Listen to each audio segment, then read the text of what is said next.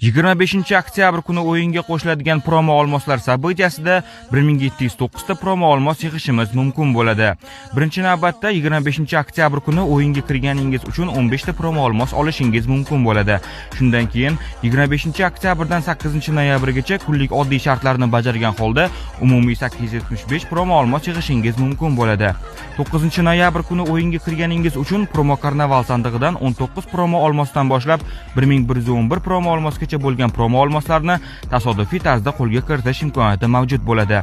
7-noyabrda esa yangi Nexus C sabitiyasining birinchi faza tokenlari qo'shimcha 8 ta promo olmoslar bilan birgalikda o'yinga qo'shiladi.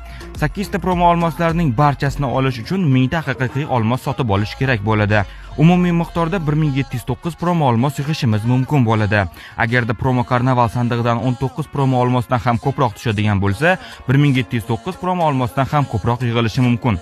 Siz 1709 promo olmos evaziga nimalar sotib olgan bo'lardingiz? Javoblaringizni izohlarda yozib qoldiring.